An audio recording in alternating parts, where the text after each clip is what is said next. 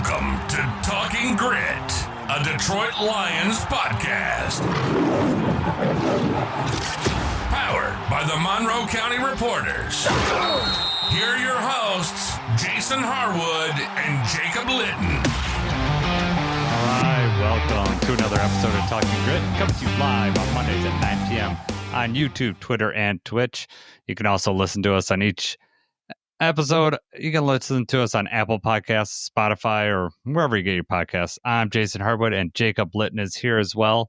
The draft is next week. It's coming up quickly. We have a very draft-heavy show for you here today. But first, let's check into Jacob. Are you gonna be able to pay attention with the Tigers kicking butt here? I'm gonna devote a little bit less than I normally do to you. Okay, That's all okay. right.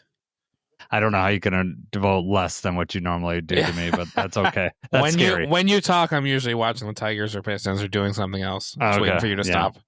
Yeah, that's right. Well, put you on mute. We're doing plenty of watching Tigers and Pistons this weekend, right? We had to work together and we caught some Tiger action. It was cool. Hey, if work was like that every day, I'd be all right with that. Man, that would be a sweet deal. We could be the Jason Benetti and Andy Dirks, man. Yeah, That'd right. They're so much fun to listen to, those two guys. I love it. Yeah, no, they're perfect. Yeah. So, anything else happened this weekend that I wasn't around for that I spent my whole weekend with you, basically, other than a few hours away. I'm on day 4 of 7, I think. I got a few more left before I get a long weekend. That is a rough go going 7, but to get in the long weekend is maybe, what you're looking for. I'm sure that last day, Thursday, is going to seem like it takes forever to get through. Yes. Yeah. Thursday's also JJ's first baseball game. So I'll have that to look forward to after work, too. Okay. So. Yeah. What position is JJ playing? He usually plays shortstop. Okay. But he's probably going to be doing a mix shortstop, second base, middle infield somewhere. Well, you said you were worried about the first base, so they're going to be able to pick his throws, or is he going to have good accuracy? Our first baseman, he's been working. I'm proud of him, so we're going to see. They got to get the ball to him, but he's been doing a really good job. Well, that's good. Is what defense has not been playing well? The Brewers, man, they were giving up so many unearned runs here. Double play ball just flew out of his glove. My God, the pitcher got hit twice. Yep. And then he threw through the first base. Yeah, Kryler was just giving his bat up. He was just bunting and to move the guy over and just threw it way away. And all of a sudden you got guys on first and third with no outs and Tigers are making them hurt. Yeah. Yeah.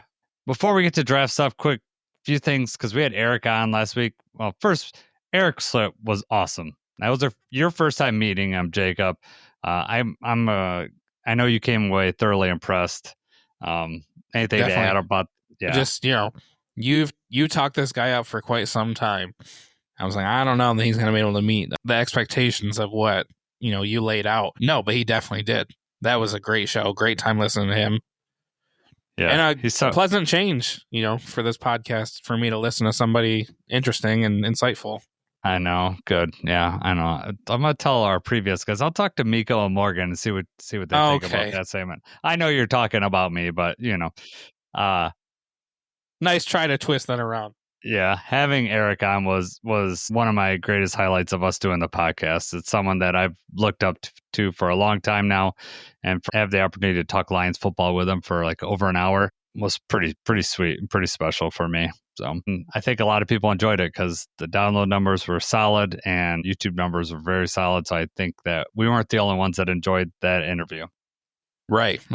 No, people like what he's about. You can tell that for sure. Yep. He announced today that the Grit Index is done and they're shooting for next Monday for their series on it. So can't wait. I'll get access on the Patreon, on whoever else's Patreon subscriber will, and then prior to Detroit, you can head there and you can get whatever article he's going to write based on those numbers. So we have that to look forward to. Because we had Eric on last week, we didn't talk about a few of the things that are non-draft related. We're going to hit on them really quick. First thing that we got to talk about, Hutch running. We just saw videos of Hutch and Rodrigo running. Hutch looked much better than the first video of him running. He looked a lot more natural. He was moving side to side, not just straight forward. So that was a great sight to see. Yes, absolutely. Very encouraging. After that first video they put out of him running, you could tell he was not fully recovered yet. It was almost worrisome. It was like, oh my God, please be careful. Don't hurt yourself anymore. Like, this one definitely looked like he was more ready to go. I did not see the Rodrigo video. I did hear reports that the rehab was going well. I did not see a video of him running, though. Okay. It was much like it was just straightforward running. He looked a lot more natural in his running than what Hutch did. Okay. At least like in the Hutch first video. But it was just straightforward running. No side to side, no lateral movements that they showed at least. I mean, I don't know what he's actually doing, but it was great to see him out on the field. And they were at the Lions practice facility running. So, that's good to see. In this draft, we're going to talk about edge players. But there's two that I kind of want to talk about real quick. Lions met with edge free agent DeMarcus Walker of the Bears.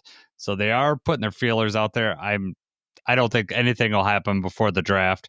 But this is like one of those things like, hey, we met with this guy. If we don't get what we need in the draft, here's one of our fallback plans. Absolutely. I mean, I think if that was somebody we really were interested in and we liked the meeting and everything like that, if that was always the intent, we could have just signed him right there. Mm-hmm. This is just, keeping tabs on everybody, keeping that one in the holster, seeing what we have. Right. And then you can move quickly if you need to after the draft. The other one is Za'Darius. He's still out on the market. He's hanging out in Detroit. Mostly because he's dating the rapper, and I'm not going to pretend to know who she is because I don't. But he is. Do you know her name? Starts with a K? Is that right? Am I right? It's Cash or something. Cash Doll. Yeah. Sorry, I'm not. I don't know who she is either. You know anything about her? She's a rapper from Detroit. Yeah. So it could be all the edge the Lions need that, I'm not getting the contract I want. I might as well just, stay in town. So good job, Cash Doll. Keep him around. That's right. No, we can invite her on. She could talk grit with us, who knows? So, that's still an option for the Lions too, is all I'm bringing up is I don't think anything, him being in Detroit is probably all just, who he's dating, but it's good that he's around and feeling the city. He obviously feels comfortable here.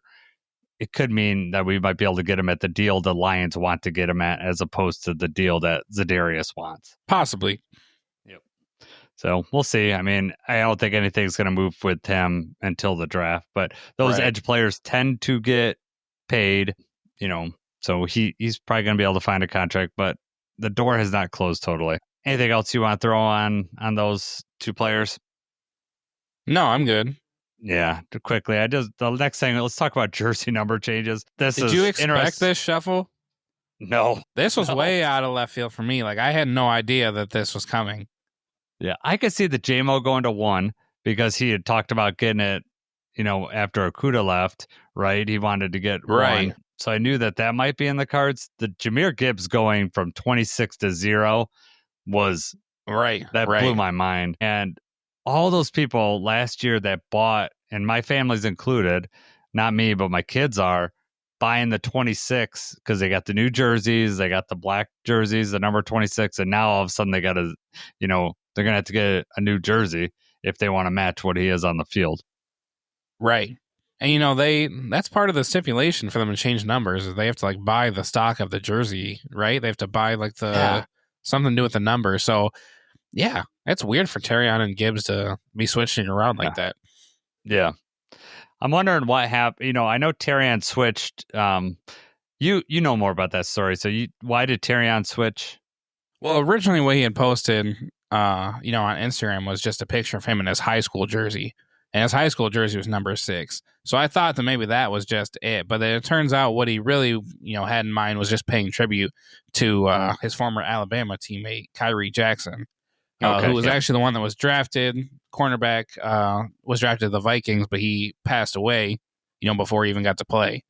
So this is something that Terrion's doing to kind of honor him, play for him and everything like that. Switch his number to 6. Just give him a little extra incentive every time he goes out there. So, I mean, that's a really cool story, too. Yeah. So I'm wondering what instigated. Did Terrion want to change from 0 to 6 first? Or did Jahmyr come to Terrion and said, hey, I really want number 0? Because Jameer come out and said he didn't like the number 26 for whatever reason. So he didn't like that.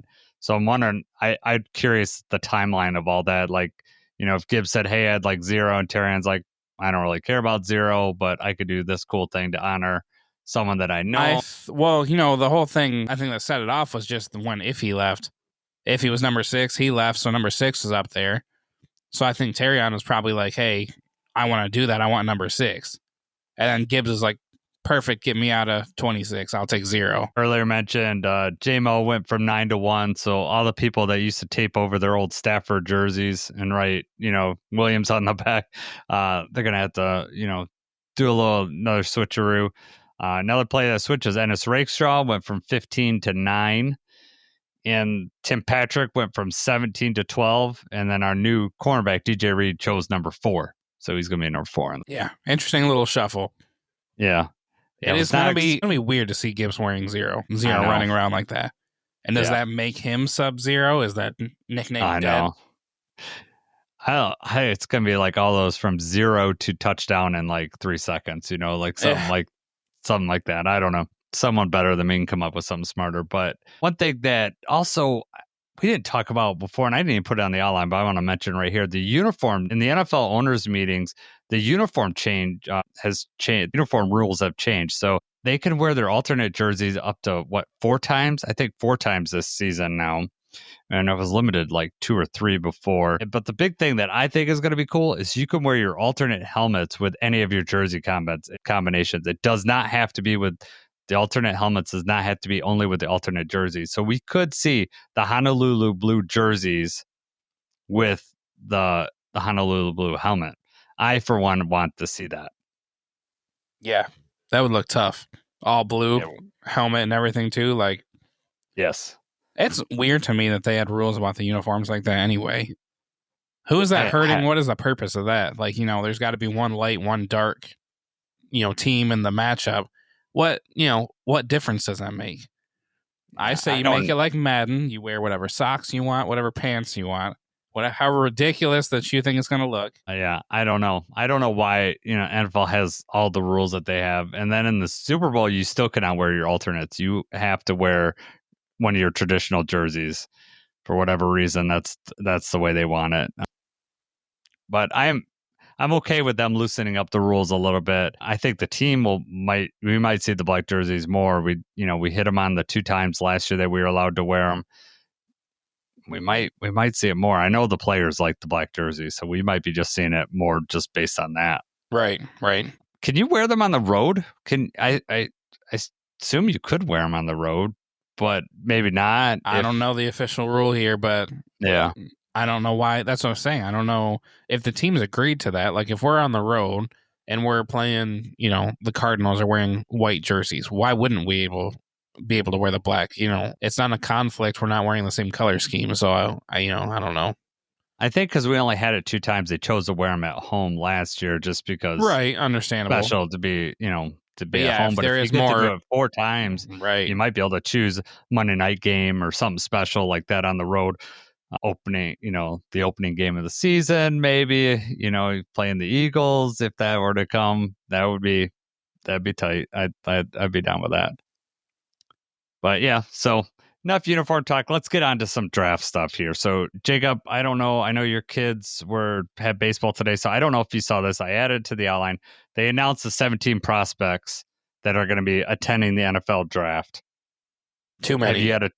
Yes, well, it is what it is. But did you happen to look over that list? I did. A couple surprising names on there to me. Yeah, I wanted to tell me who your number 1 surprising name on this list is, and then we'll go through the players real quick. But it's going to be the same as yours. Yes, right? Exactly. Jalen Milroe. Exactly. Yeah. What purpose? That's just it's going to be like the Will Levis thing. Just the cameras are going to be on him. He's going to be the only one left in this green room. Right. He's going to be the only one with this camera on him the entire time. And I don't know. Does the NFL know something we don't? Is somebody trying to sneak back in the first round for Jalen Milroe? That's just why I was thinking. I think they should probably invite like 10 prospects every year.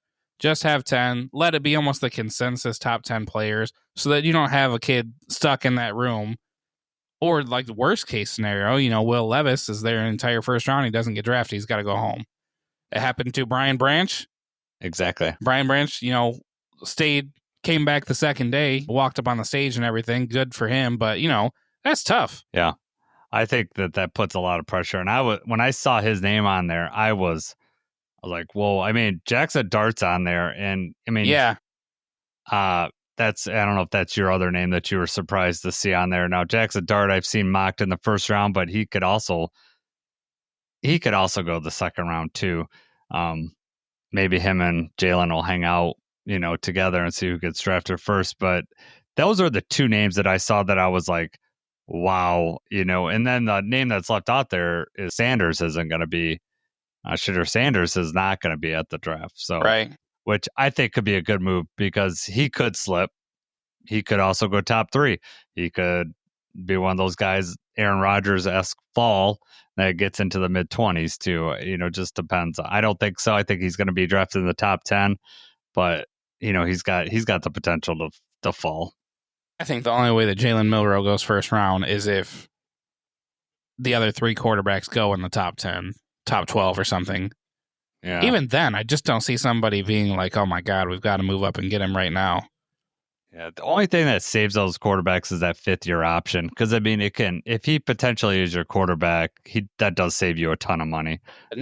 Does anyone think he's ready to come in and start right away though? No.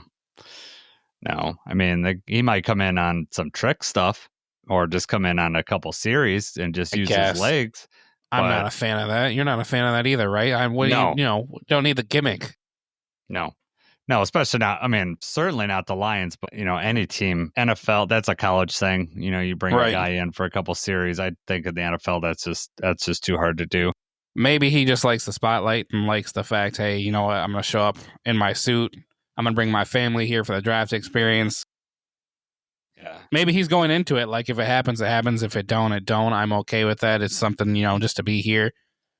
But like you said, the camera, regardless of what he's going into it, the camera's going to be on him. And I would think that at some point pressure is going to be, or you're just going to be like annoyed with that. Yeah, exactly.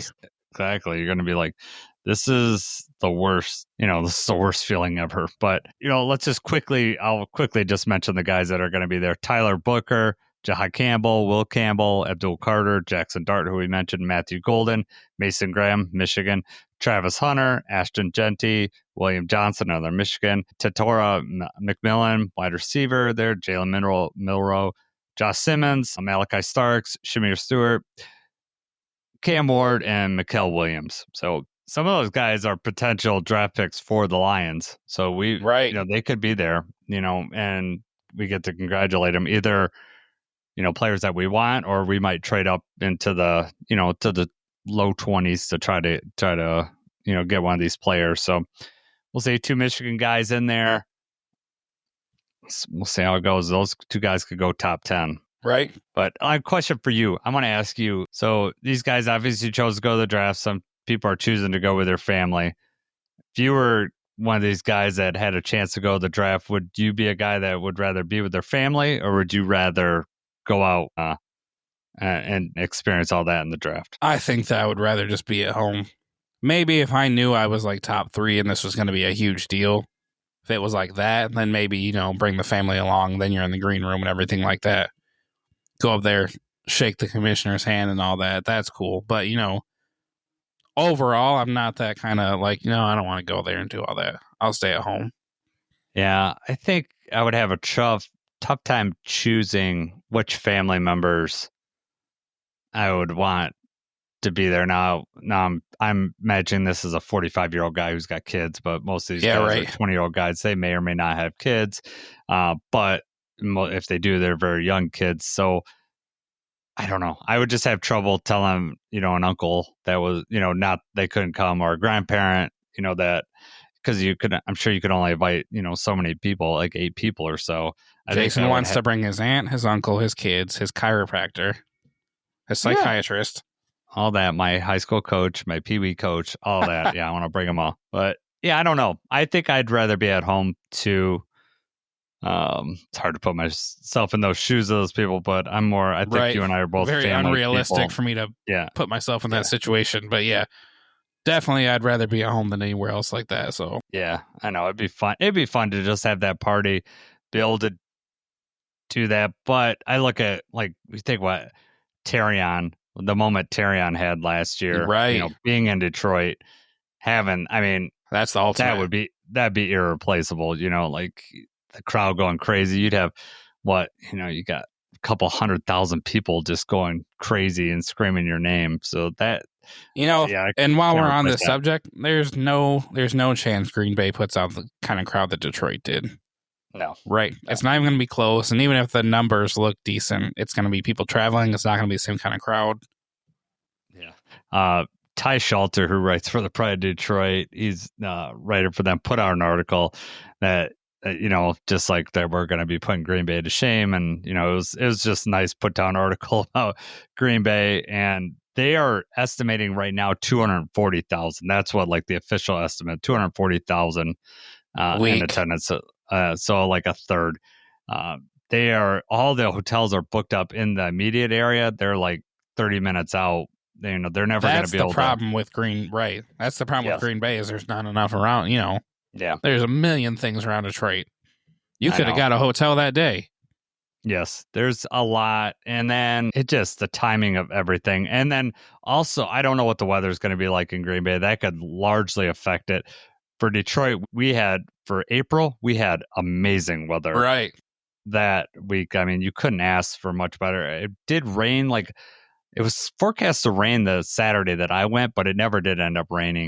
And that could have killed the crowd. But yeah, it was very pleasant to be outside, which, I mean, last week we had snow here, right?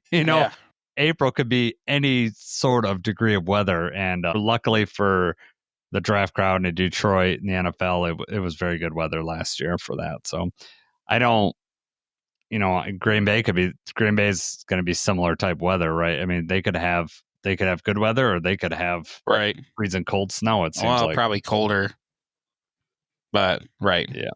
Yeah, we'll see. All right, let's move on to the draft here. We're gonna talk Lions here. Got a few topics that we're gonna talk about with the Lions, and then at the end of this, we're gonna dip into the division and kind of look at each one of the teams, and we'll go over on what picks our division rivals have and kind of what they're looking for, just to give you something to look for next Thursday when the draft starts. And then Jacob and I are gonna pick players that we definitely don't want to see being picked by our division rivals. So first, let's talk about the Lions. We got 7 draft picks as of right now, barring any trades. Our first pick is, most everyone that listens to this knows, 28. We have a second round pick at number 60. A third round, that was a compensatory pick for the Aaron Glenn signing over, or him going to be a head coach over the Jets. That's the 102nd pick. We have a fourth rounder, which is pick number 130. No fifth rounder this year. We do have a sixth rounder at 196 and 2 seventh rounders, 228 and 244. So we got, Brad Holmes has 7 picks at his disposal. Right. We talked about with Eric last week that, we're drafting at the end of the round. Does that, decrease your enjoyment for the draft? It certainly makes it a lot more unpredictable because we don't know who's going to be available at 28. When we were number 2, yeah, right.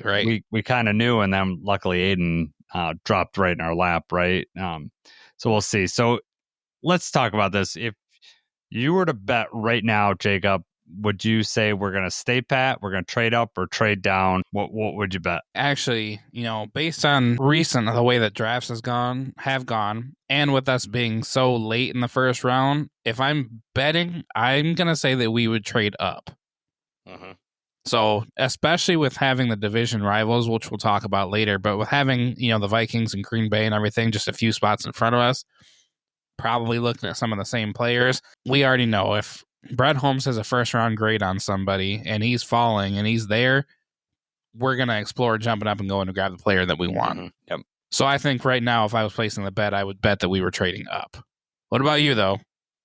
Yeah, I would say that's much more likely to happen than trading back. However, if all of Brad Holmes' picks are, gone by the late teens, and now we're into tier 2 players, he's not going to he's not going to trade up. He's going to take value and say, I'm either going to stay at 28 or move back, and pick two of the players that I could, that I like in that secondary bucket.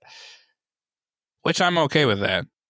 I'm okay with either way. I always wanted to trade back just because in my head, that's where the value's at. And also, I am so conditioned as a Lions fan that we had so many holes to fill that trading back so we can get as many players. We're not in that position now.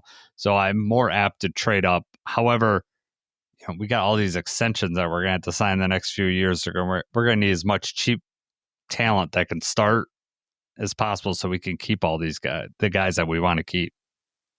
Yeah. I mean, you're right, though. If they have a first-round grade on like 7 players and all of those guys are gone, why not move back in the second round again? Especially because teams that need quarterbacks or teams that are looking for those late first-round picks, they're trying to get back in the first round to get that extra fifth-year option, and they're willing to give up. We'll trade you our second. We'll throw a second and a third for your first. And, then we still have 7 or 8 players. Yes, some of them are going to be in the second and third round, but, it's really weird having complete trust in the general manager and head coach and everything like that. But if that's the move to trade back, I know they've got their eye on several different people that, can help out the team, and I would be okay with that. It's not the sexy pick. Obviously, you want to trade up and get somebody high profile. It's going to come in and make a huge impact right now. But if it's not falling that way, you can't, when you're picking 28, there's a lot of other things that have to fall into place. Yeah, exactly. Yep. And I mean, last year it did fall into place for us to get Terrion. Yeah, just all those offensive players, all the quarterbacks that were drafted up there, that just meant a player of his caliber fell further than traditionally you would expect. I don't know. If I were gonna bet, I say I'm gonna say trade up. I think any bit of trading up, but it's interesting when you look down. If we wanted to trade up into this, the 20s, like the low 20 picks, like where we got Terrion, Green Bay's 23 and 24, or Green Bay's 23 and Minnesota's 24. So like you're talking in those range. So if you want to jump them, you got to get up to 22, and to get up to 22, you're gonna give up your third round pick and maybe one of those 7th rounders or something else, maybe even that 6th rounder to get up there. So I don't know. That's a lot to give up, because we talked about this at work, right, Jacob? Like your 3rd rounder, that's like giving up an Aleem McNeil, right? A potential Aleem McNeil, Kirby Joseph. Those type of guys were drafted Derek Barnes, drafted in the 3rd round. Brad Holmes has drafted those players in the 3rd round. So I know it looks like a 3rd round pick and it's just a pick, but you're potentially turning into a really quality starter for your team eventually down the road. But that's also why, I mean, obviously we are built to win now, and if the right guy is there that's going to help, you get one of these edge defenders, we're going to talk about the offensive line, defensive line, but you get one of these guys, you're like, man, this dude is just exactly what we're about. Come in and help instantly, make a huge impact, then you got to weigh your options. Then it's like, okay, well, you know what? It's probably worth losing that pick this year. Yeah, it's about trusting your convictions. And like you said, it's weird for us to have total trust in our general manager. And it was, just 2 years ago, it was tested, right? After that draft where they drafted Jahmyr Gibbs, Jack Campbell, that first day, that really tested a lot of people's resolve and Brad Holmes. And he looked like a genius after the season started. And now he's looking even better. You got, Jack Campbell's turning into quite a player, and you're going to expect a big 3rd-year jump. Brian Branch, we don't need to say any more words about him. Pro Bowl player, just going to be an all-pro player, I feel. You get Sam Laporta, and then obviously Gibbs. Number 0 himself, Gibbs. Yeah. I mean, just, the one that everybody was mad at. When I was at Ford Field, everybody was mad at that pick. I was at the draft party, people walking up the aisle, they were just like, everybody was just looking at people, same old Lions, this and that. And that's wild. Those are the same people going to be wearing 0 to the games. Yeah. And I could tell you that I wasn't like absolutely floored with the pick, but I was, all right, I liked what that kid could bring us. I knew that he could, that Titans run. That's what I knew he could give, that 70-yard run. I knew that was the home run ability. And yeah, he's turned into a game changer. I think every team would want Jahmyr Gibbs on their team. Definitely.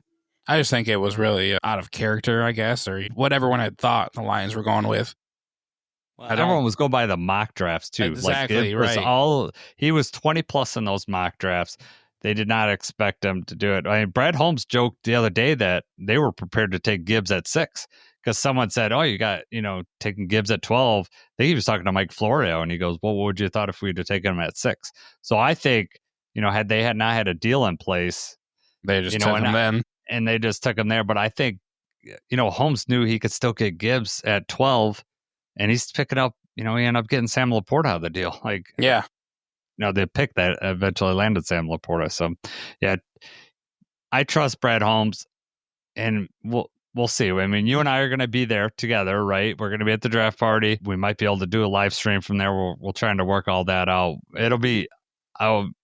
Hopefully we pick in the first round. We don't trade out of it, but it'll be nice to get everybody's reaction. And it's a pretty neat atmosphere. So pretty excited that we get to share that together.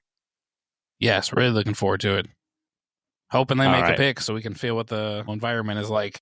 I know. It's also exciting, too, because, when I was there for that, the trade came, the trade's coming, and you're like, oh, my God, what picks are we going to get? And, it was fun just being around a lot of Lions fans, just being able to talk about that. The guy in front of me was looking at his phone, so he knew about the Denver Witherspoon pick before. But the Seahawks had, taken him. And I don't think that I expected that to happen, that the Seahawks would take him. But I didn't want it to be spoiled. So he didn't spoil it. But when he said that, I was shocked. And I was like, oh, what are we going to do at 6? Because that's who I thought, Jalen Carter was still out there. And the question mark was are the Lions, going to pick Jalen Carter? The Lions could have surprised everybody with that. That didn't happen. But hopefully we get some fireworks at the Ford Field. It'll be fun. Let's talk about the top 30 visits, Jacob. We got a list of the top 30 players. I got notes on some of these players. Why don't you name some of the players, or we can go through the list, and do you got anything you want to mention about them? And there's a couple guys that I had more information about, but I also I had that for when we go through each position later. Okay. But we can talk about it now and just touch on it again whenever. I just want to go over, each team, you get 30 visits. You can pick 30 players that you get. Historically, a lot of times these are the guys the Lions draft, or, undrafted free agents that might come in. A lot of times when if you go look at the top 30 visits from last year, I think almost every draft pick was on here. So, it gives you some insight. Obviously, this is not all. There's currently 16 visits that have been announced or, news is broke. Which I guess that's probably up to the players and their agents and stuff if they want to be vocal about that, right? And I don't think the team is required to disclose who they. No, not they public. don't. Yeah, they don't have to disclose it, and also there are some of these are unofficial visits, and they can also have some local visits. So if a player is from Michigan, it doesn't have to go in their top 30 visits. So Derek Harmon, for instance, right, tackle out of Oregon. He's from Detroit, so. He may they don't have to designate. For the media, they don't have to designate whether it's an official or unofficial or local visit. The only reason we know Derek Harmon was in town, I think, is because he posted something on social media. So some of the stuff is reported by an agent, some, and then an Adam Schefter may throw it out there. Some it's reported by a player. The team may say something, but generally they're going to keep these pretty tight to the vest. Because as you said, these are players that the Lions, potentially going to draft, so they're not going to want to broadcast this information. Let's go through here. Who's the first one you want to tap on?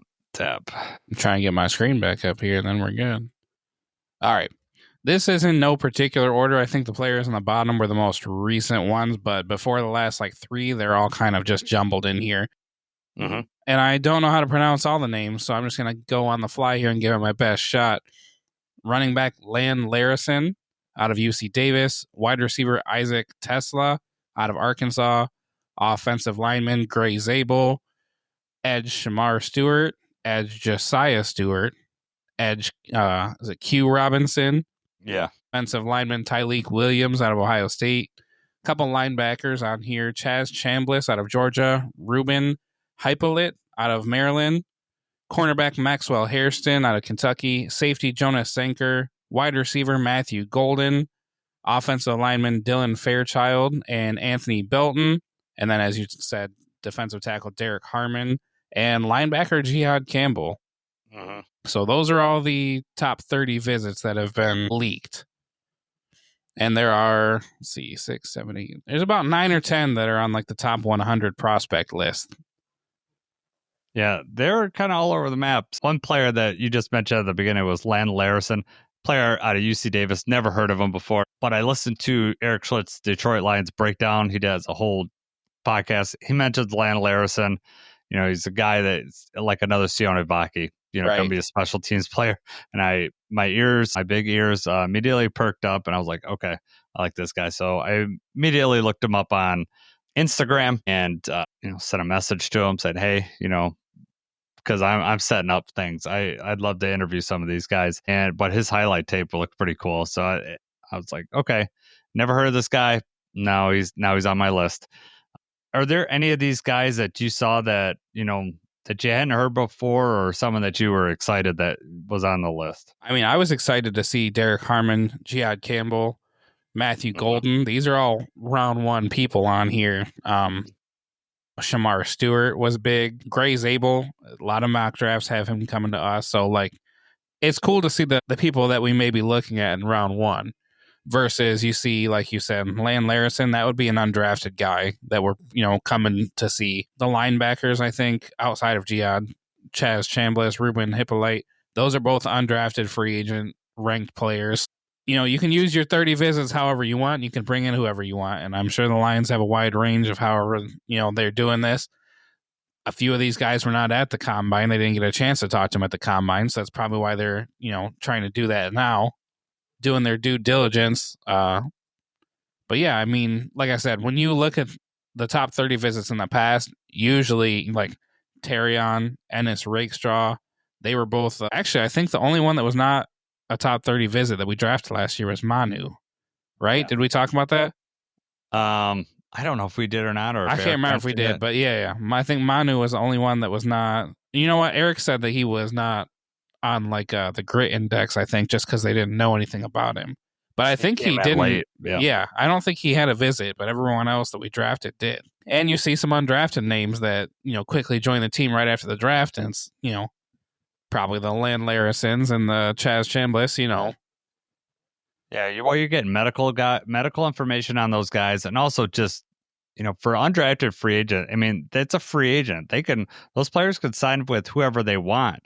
So if you could make a good impression, those guys are going to want to sign. And even if those guys don't make the team, they know, if you look at the Lions' past history, if a guy makes a practice squad or the vet squad, they're very likely to get some playing time during the year, just due to injuries and stuff like that. So we're at a point where some of these guys are just going to want to play for Detroit, get a chance to play under Dan Campbell. Everyone mentions that. They want to play for that man. So be it. That's going to be good. I've looked through some of these players. I went through the Beast, which is, Dane Brugler's thing on The Athletic. Which is amazing. If anyone hasn't seen that, like, that's, oh man. That's where I got the top 100 ranking that I put on here too. Like, right. Yeah, I saw that and I was loving that. So I went through, I mean, especially for like these top 100, the write-up is just amazing. Background of the player, they have this whole chart of strengths and weaknesses, just all sorts of stuff. So I went through the chart just to see went through all these players just to see if anything was, that struck out to me. And there's a few things here, like Chaz Chambliss, undrafted free agent. It's like his chase speed stands out. He doesn't miss tackles, and his teammates say he's the toughest guy on the team. Grit index point, right? One thing Matthew Golden, who I am interested in, and I think the Lions should be interested in, but I saw one of the quotes was NFL Scout said, I won't kill him for it, but I need to see more grit out of him when he isn't targeted. And I thought, ooh, that's a strike against on the grit index. Yeah. You want to be able to see some of that stuff. What other thing that I think on these guys, Gray Zabel, I will say, he's been mocked to the Lions. I will say in the first round, Brad Holmes tends to go from guys from bigger schools. I mean, I don't know how the opportunity of drafting from smaller schools are. Generally, the bigger schools are going to have more first round draft picks. So I was wondering, like, would he go with North Dakota State in the first round? It's hard to predict how those guys are going to do against NFL talent when they haven't played, you know, real good college talent. Absolutely. And I think that Gray Zabel only started for the 1 year, right? Do you have that in front of you? I'm not sure if he started that. I don't know. I don't have his start stats. I believe I read that he only started for the 1 full year. And, it's for North Dakota State. Let's see. Right. Oh, no, I lied. 3-year starter. Liar. You're a liar, Jacob. No, I fact checked myself right away. God, I should have a buzzer and be like, bah. There's an edge rusher, I think, that only got minimal starts, and maybe that's what I'm thinking of. Yeah. Looking at these names, I'm pretty excited. Shamar Stewart, I'm happy to see. Derek Harmon, J.I. Campbell. Those are guys I want to see on this list that the Lions are interested in. Although, can you imagine us drafting another linebacker? How crazy would everybody go if we draft another linebacker in the first round? Hey, we're going to go break down position groups. I was going to talk about that. Yep, that's good. So any of these other top 30 visits that you want to hit on, or are we good to move on? No, we're good. We can move to the positions. All right, let's move the position groups. Well, which group do you want to start with first? I think first we need to start with the lineman because that's the most obvious. Okay. Position of need, the most obvious thing that we're going to be talking about. So we'll just start on the offensive side of the ball. We already talked about Gray Zabel. There's a couple other offensive linemen out there that keep getting mocked around and stuff like that. But when you're looking at this top 30 list, the only one that is projected round 1 and 2 is Gray Zabel. Do you think that's because they're figuring out that, Will Campbell and some of those other guys just aren't going to be there by 28? Do you think that's somewhere where it's like, let's not waste anyone's time by trying to meet with anybody that's going to be gone? Yeah, I think Will Campbell's, unless you're giving up your whole draft, or giving up future assets, you're not going to be able to get him. I think the short arm thing I don't think it's going to push him into a range that the Lions are going to be able to get up there. Right. Gray Zabel is nice because of his versatility, right? He's played tackle, but he's mostly in the NFL, it looks like guard. And then he also has, he plays center. You're looking not now, but in a few years, it'd be nice to have that versatility. Or, if Graham's days are numbered with the Lions, it'd be nice to have that versatility of guard center. If Frank goes down, you got someone that can come in there and play. So that's kind of where I like Gray, but the small school stuff does worry me a little bit. I've read some stuff. I'm not totally sold on him, but if Brad drafts him, then I'm all about it. Right. But then there's these other guys out there too. Tyler Booker, we talked about with Eric. He was the one that said probably the highest grit index they've ever seen. Elvin Banks, so he's out of Texas, and somebody else. Originally in mock drafts, he was going as high as like number 10. I think maybe even higher than that. And now suddenly we see him looking first, second round range. Is there an offensive lineman that you, other than the ones you mentioned? I like the Ohio State guys, Josh Simmons and Donovan Jackson. I think those two guys are potential picks for us. I am not a guy that's going to know who a good 4th, 5th round or 6th round pick is going to be in the offensive line. The draft is not my wheelhouse in that range. However, from what I've seen from Donovan Jackson, Josh Simmons, what I've heard about them, what Eric has said, what I've read in the Beast, those are guys that I think that could come in. And if they're not going to start right away, they definitely could start at some point this season if we find that Graham's not, going to be doing it, or Mahogany, takes a step back. Right. That would be the knock on Simmons, though, because Simmons is the one that was pretty much only played outside. So you don't know if he's going to be able to play inside. Donovan Jackson can play inside, but I think most people are thinking him maybe 2nd, 3rd round prospect. So But that's also one of the, we were just talking about. Maybe you've got a couple of these first round grades, you end up missing on that guy, and then you're looking, okay, you know what? I am going to look at Donovan Jackson here with my second round pick, or Yeah, But obviously, offensive line, we've got to add an offensive lineman, at least one. I would Probably think multiple. so. Yeah, we need to keep being cheap on that line. I mean, you could. I don't know. I haven't looked at too much of the tackle prospects, but that's even a possibility because Taylor Decker's cap hit is going to be pretty high. And at some point, you could say he could be a cap casualty. It won't be this year, but in the future, I could see it in 2 seasons, especially if Manu is, if they think that if he's made a huge jump or whatever, you could see something like that happening. Or we draft someone with some tackle versatility. And if he's good enough to take over, you could see them, hey, you know what? It's worth probably saving $10 million on this line because we could put that towards, a Brian Branch deal or, right. Whatever we want to do down the line. Well, and, we mentioned the meeting top 30 visit with Anthony Belton. So he's offensive tackle out of North Carolina State. And he's somebody that they're projecting around third roundish, but he's a top 100 player. So, yep. I mean, there's options. Yeah. Obviously, there's going to be somebody that we're drafting in third, fourth round that's going to surprise some people, I'm sure.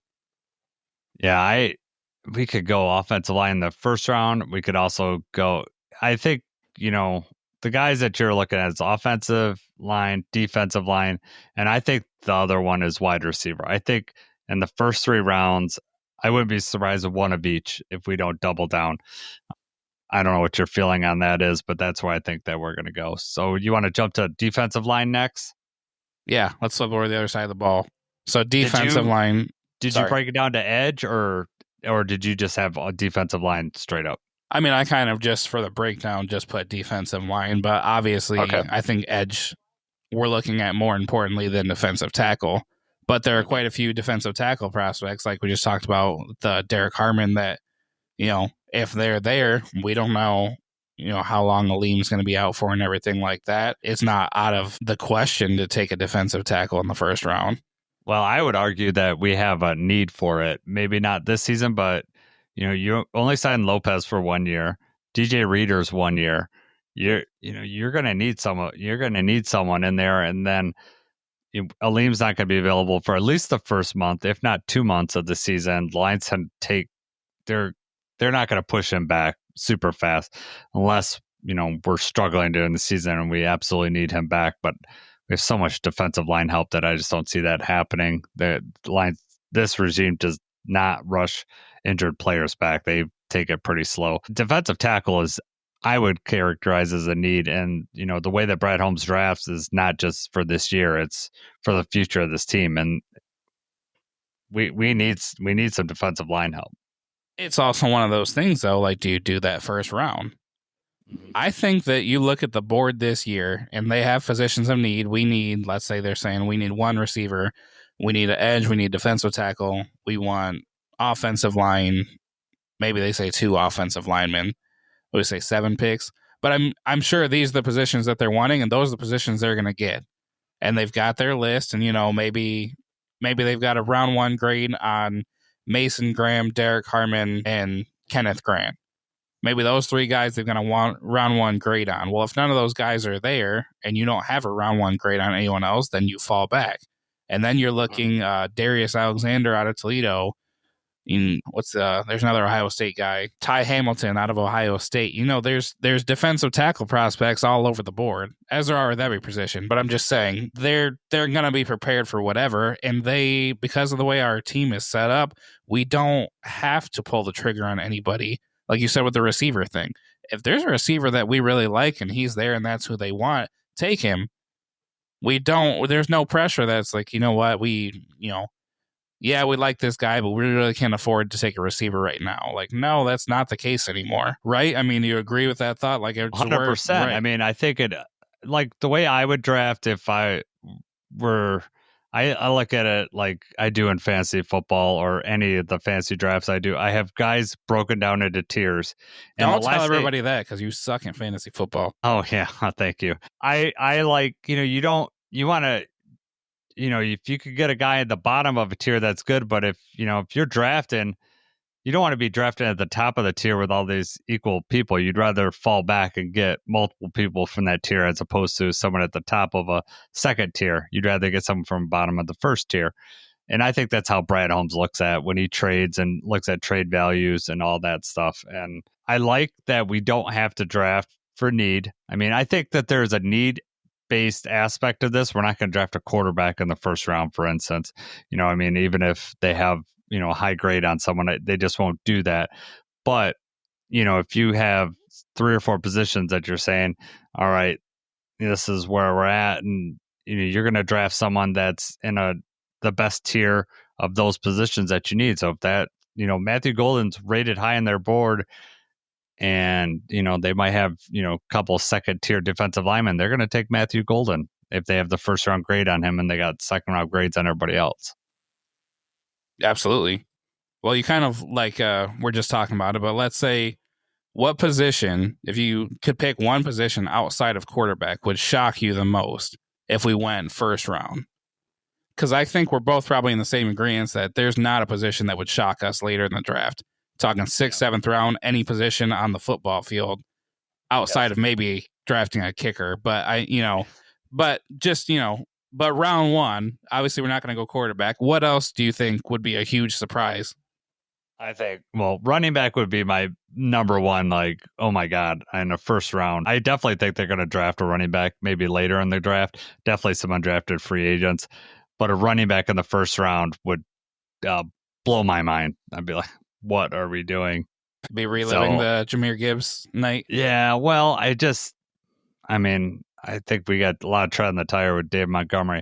Now next, maybe if they find someone that plays Dave Montgomery's game and they're drafting ahead, I could, whatever, but I just don't, now that being said, if Ashton Jeanty somehow fell to number 28, yes, I fall over backwards and I take him. It's not going to happen because he's the type of guy that I'd want on this team. He's David Montgomery, a younger version of David Montgomery, I think. If he falls to 28, something's terribly wrong with him anyway.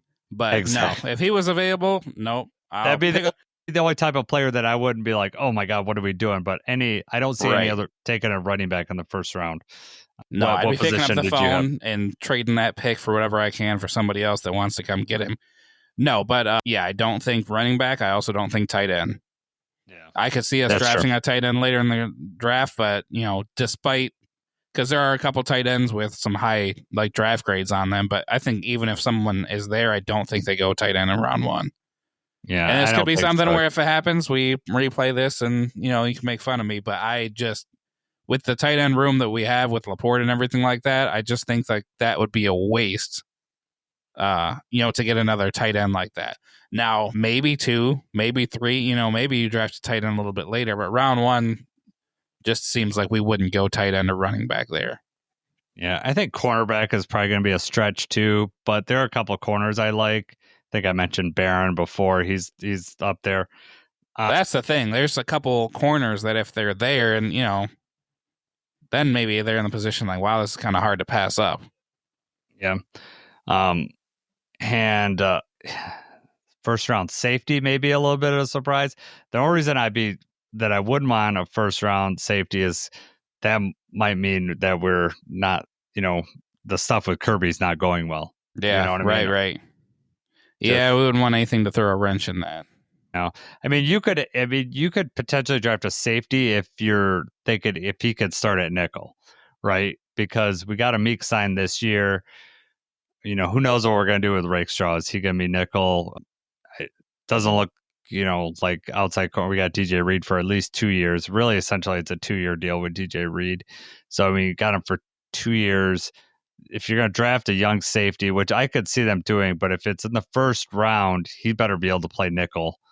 You'd be able to have him play up there because there's a couple high-profile safeties, but yeah, I think that would be kind of I don't know. It would feel like a letdown. Obviously, no matter if we get whoever we get, I'm going to be excited for. I'm going to be all for it. But that would be something where, obviously you're thinking about Kirby, you're thinking about Branch, now there's kind of pressure. We've got this 3-headed monster. Where do we put everybody? Who's going to be the one moving around? And yeah, it raises more questions. I mean, we have a need for safety. I mean, I Yes. don't. Yeah, we Round one is the what's the round question one there? is the thing, right? Is like putting that resource where we have some needs elsewhere. But is there any other position groups that you want to talk about? Did you want to talk about wide receivers or anything? Just want like to real quick. We can maybe touch on wide receiver a little more, but I want to real quick just go down through and see. We'll just name the position and then say if you think yes or no. Yes. If we draft somebody out of there. If you've got somebody in mind or whatever, but yeah, this is for the whole draft. So this isn't round one anymore. This is like the whole draft. Do you say yes or no if we're going to draft somebody in that position group? All right. And then if you've got notes or if you got somebody specific that you're looking on or whatever, we can talk about that. But all right, so first we're just going to start from the top. Quarterback. Do you say we're going to draft a quarterback? I don't think so. We might get an undrafted free agent. With us doing Kyle Allen, Hendon Hooker, we have Jake Fromm, which, I'm not too worried about him, but I just don't see us spending a resource this year in our draft of our 7 picks on a quarterback. How about you? Agreed. Exactly the same. Goff, Hooker, Allen, Fromm. I mean, we got 4 right now. Undrafted free agent is absolutely going to happen. I would think, they are going to bring at least one in here in training camp. But yeah, I don't think we draft a quarterback this year. Mm-hmm. All right, running back. Going to draft one? Well, so here's my situation with this. I've only seen one running back in any of our, visits. Any of our, outside the local visits. But I've only seen one running back pop up in there, Larison.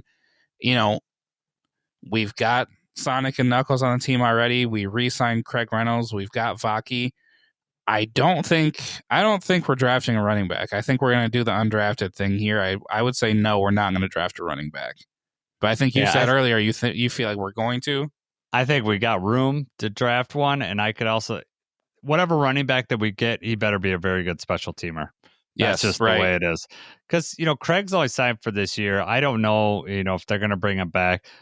Who knows what Vaki has done? But, I mean, our depth really, we don't have a lot of depth there. So I could see them drafting someone, and maybe it's a Vaki clone where, yeah, he's a running back, but he's here for special teams, but we're going to have him work with our running backs coach and try to get better. So I don't think it'll be a high pick, but I could see it going in the 6th or 7th round or undrafted free agent. But I think those 2 7th rounders, one of those could be a running back. I feel like if we are going to add a running back, it's going to be a finesse guy, though. So like how you said, you think, special teams, Reynolds and Vaki are both, good special teamers, are strong, closer to Montgomery than they are Gibbs.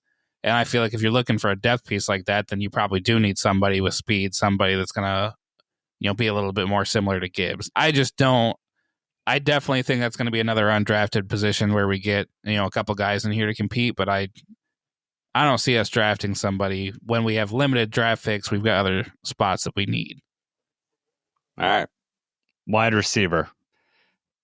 I think this is pretty obvious. We're going to draft one. I think we're going to draft a receiver, right? I mean, you got the unknowns about Jameson Williams' contract and everything like that.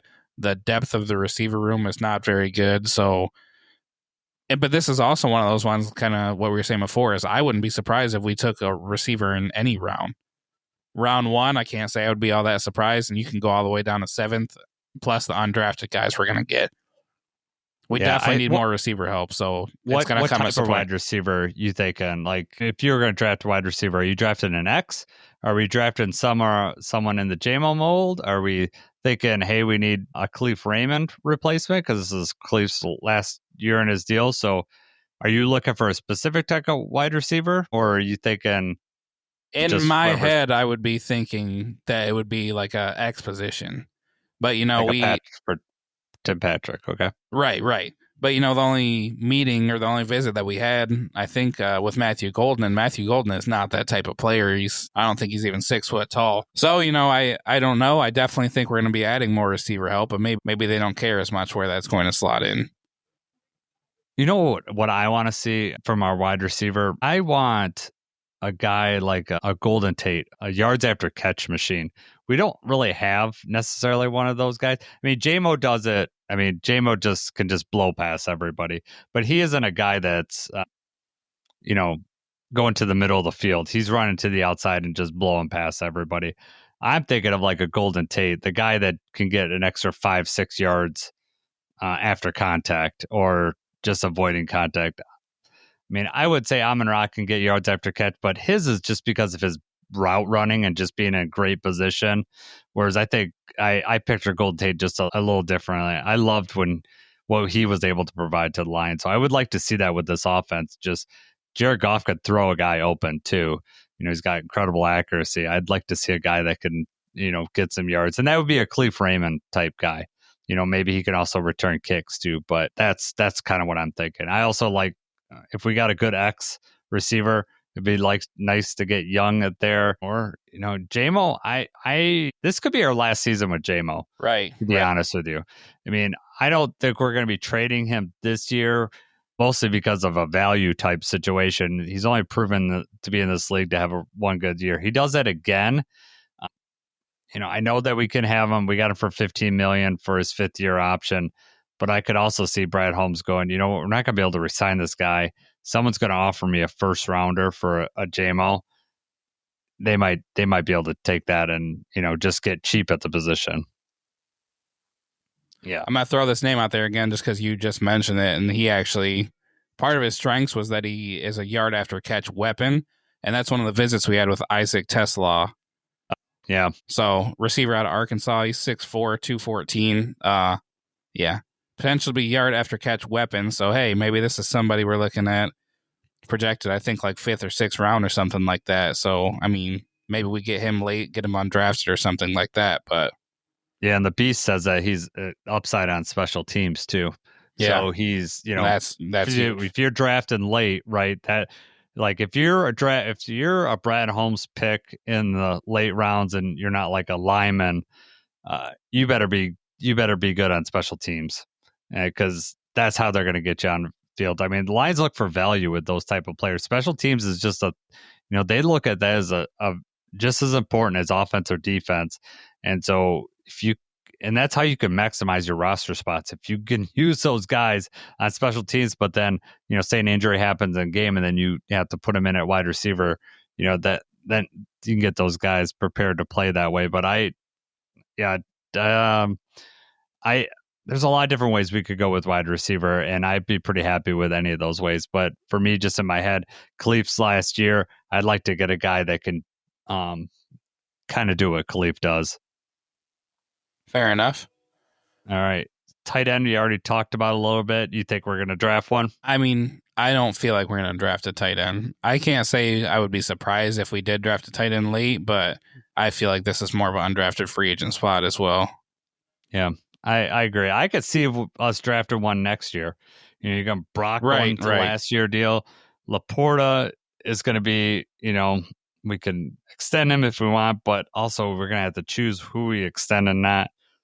So I could see tight end going. I mean, you could also argue, Brad sees this writing on the wall, so he's got a late round tight end that he wants to stash, to replace one of those guys. I could see him doing it, but with only 7 picks, I don't think that's going to happen. Offensive line, yes, that's going to happen, right? Absolutely. Defensive line, yes, definitely going to happen. Maybe multiple of both of those. Exactly. We might double down on one of those positions. Linebacker. This is an interesting one. I feel like we are going to draft a linebacker here. Obviously Jack Campbell playing well. Alex Anzalone's back. Rodrigo and Barnes both coming off of injuries. We signed Grant Stewart. So, I mean, we do have some linebackers in there. So, there's no pressing need to get one in the first round. But if you like somebody, then I don't think it's out of the question to get a linebacker in here. As Alex's last year. And so you could be looking at, okay, they've had so hard to replace to find what Derek Barnes can do, but maybe they find a linebacker that can do that in this draft. I could see them drafting that, and then they move Derek Barnes back to the will. You could have something like that. That could happen. I don't know, but Brad Holmes, every time we do a draft, it's looking forward, and us. Alex's last year, I don't know. I also wouldn't be surprised if we re-sign Alex and that becomes a moot point. So I don't know about that. Cornerback, And cornerback, I'm kind of iffy on that. I could see them drafting someone, but it could also be a later round where he's a special teams player and we're gonna develop him. Definitely. I mean, we already have a pretty young cornerback room, so I would be leaning more towards not taking somebody this year. I think the draft capital is better spent on some other things, but as always, with the right guys there, they definitely would take him. Definitely late. I'd be surprised if it's 1, 2, or 3, unless the right guy falls in the first round and there's just so much value there.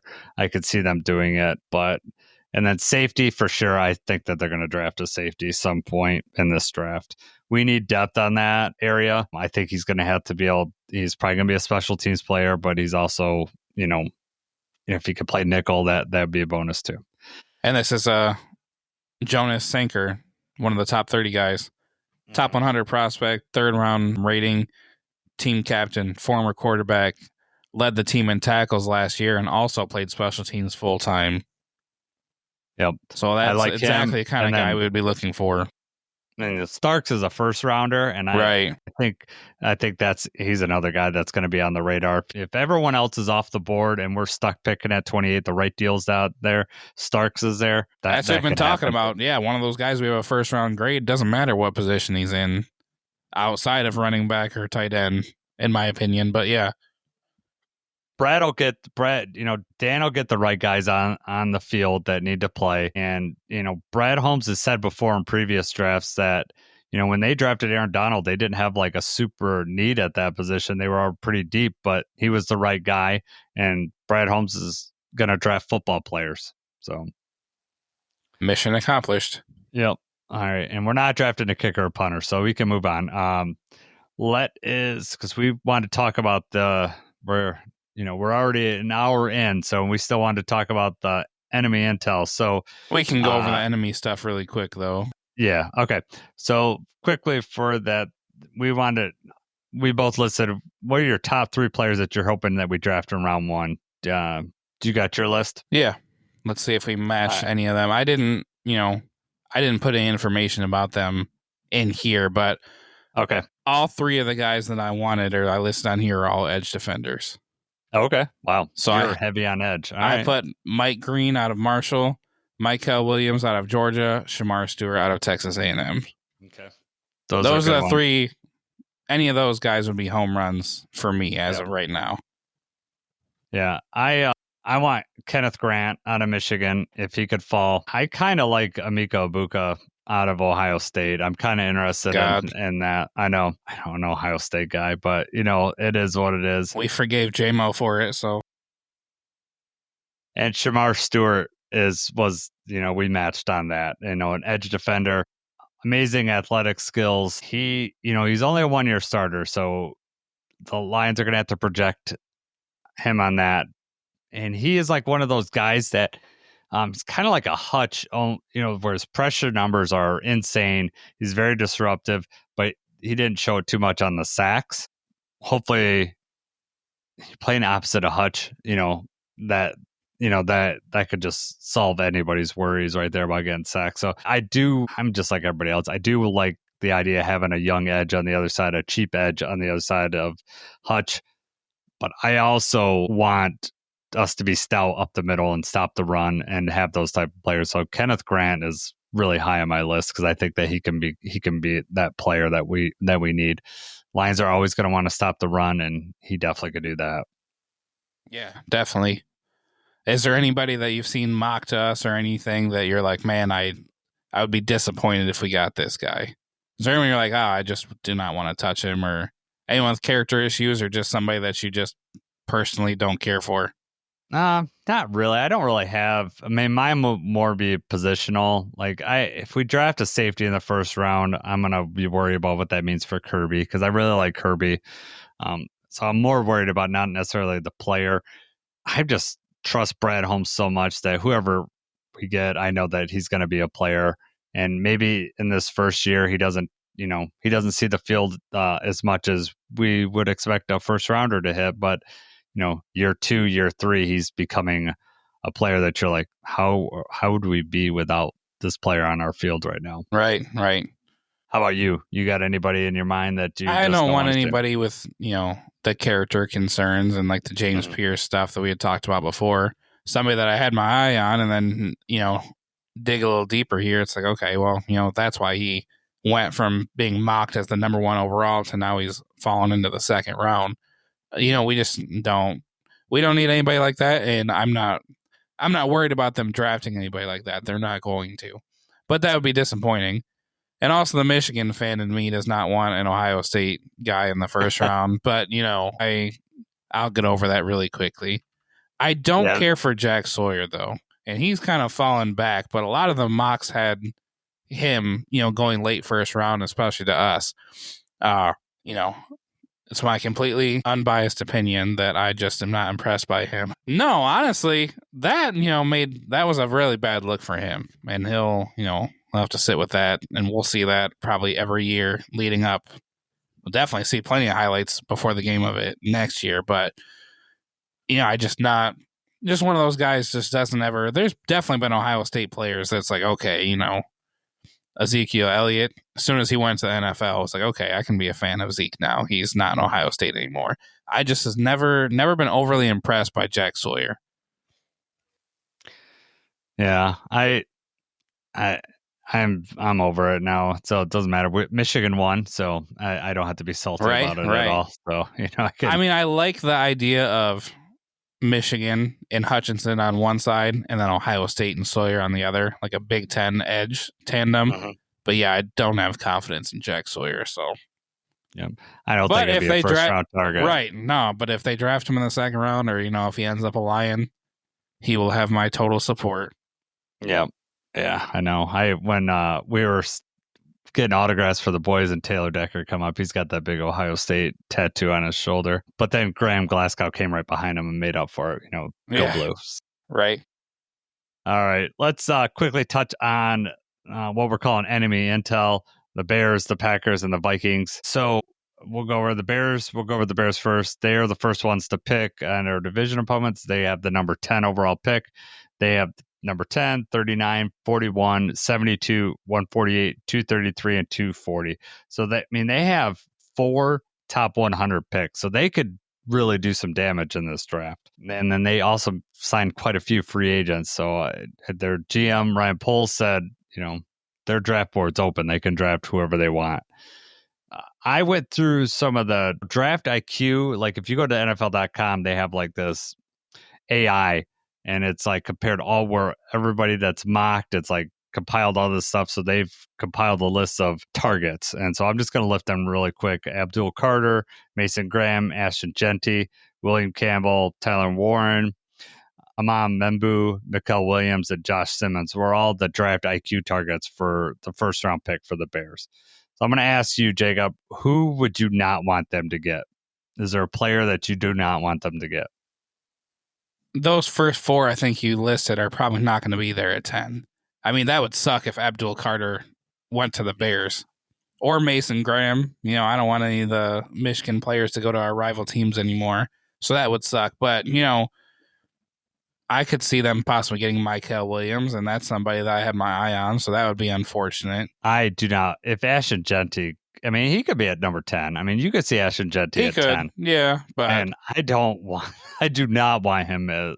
He's so tough to tackle, and I just don't want to add him to that offense. I hope that they don't draft him. That's somebody else that I'm not 100% sold on. No. Obviously he put up the numbers, so you can't argue with that. It's just contact and his ability to stay up.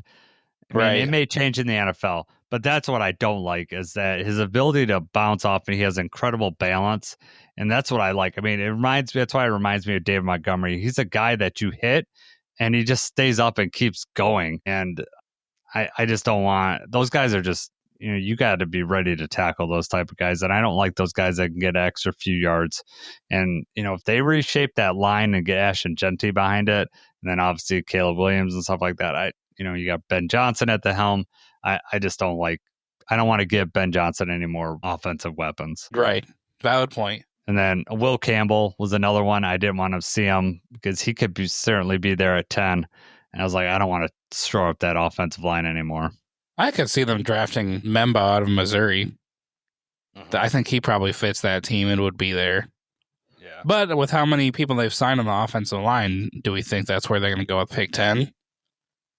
I don't know. We'll see what Ben Johnson, and I'm sure he's seen what the Lions did, shore up the lines. And if they have They've a high kind of rating done on that, those though. guys, So, well, they have. But, staying young and cheap on that line, too, probably helps. Let's move on to Green Bay here real quickly. They have picks 23, 54, 87, 124, 159, 198, 237, and 250.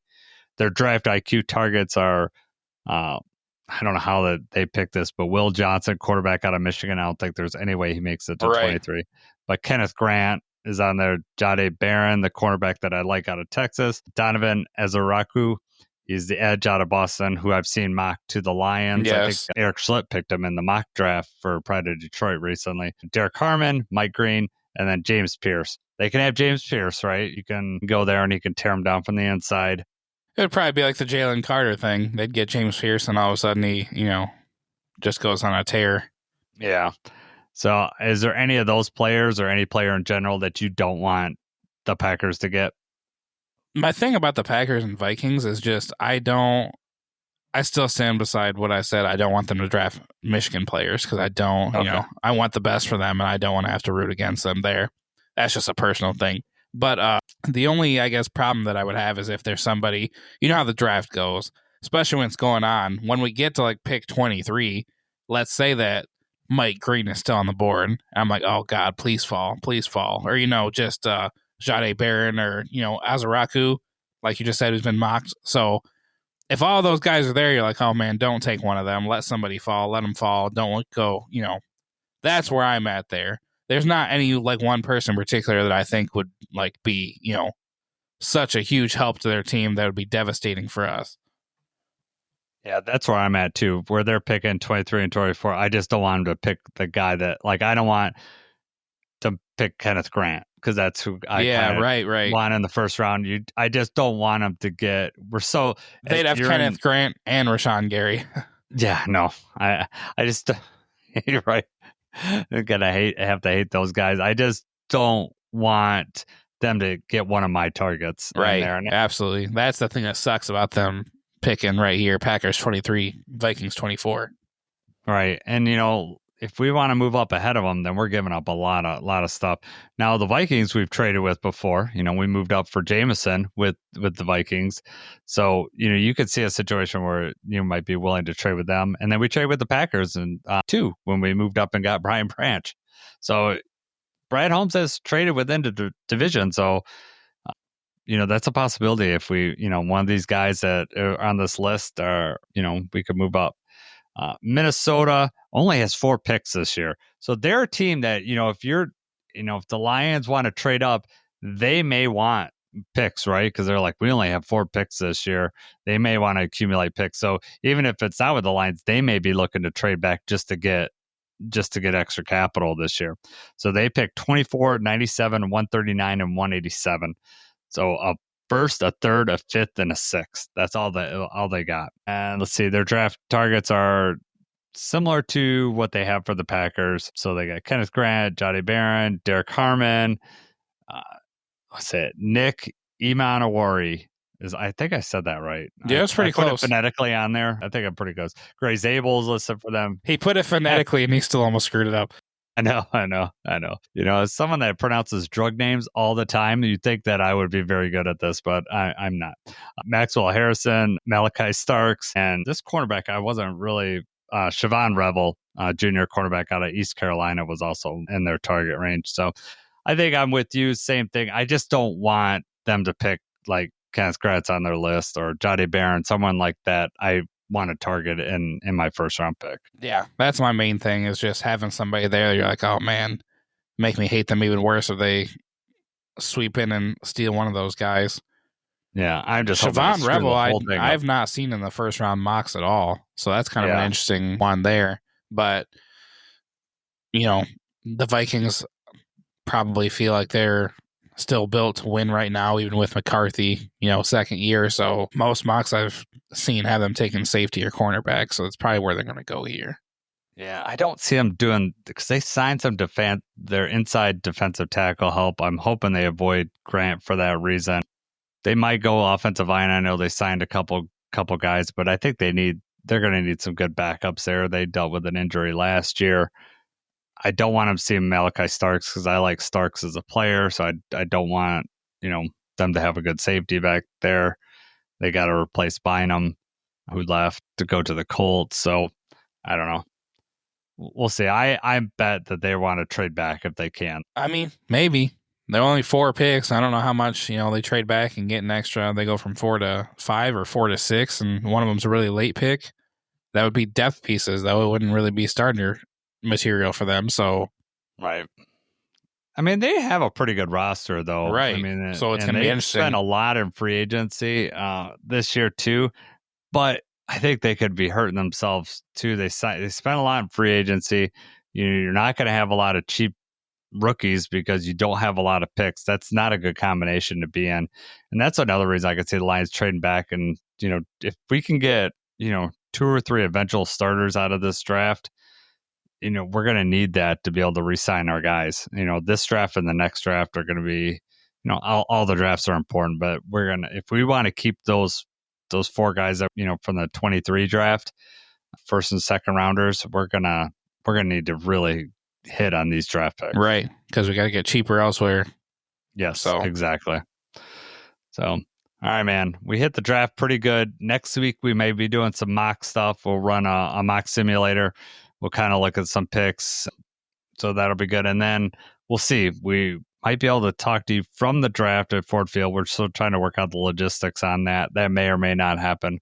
But be aware that, hit the notification on YouTube. We go live. We might be going live from right in Ford Field. Try to give you a view inside the stadium if that works out. But anything else you want to add, Jacob?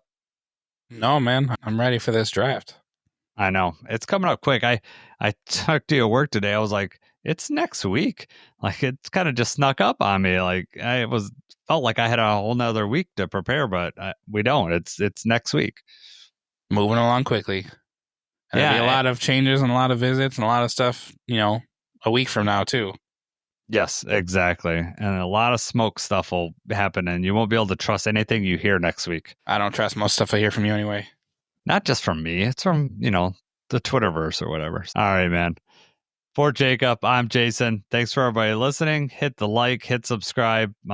Appreciate everyone that's stuck around with us we're almost a year into doing this. So appreciate everyone has been with us along the ride here. So, all right, let's go Lions.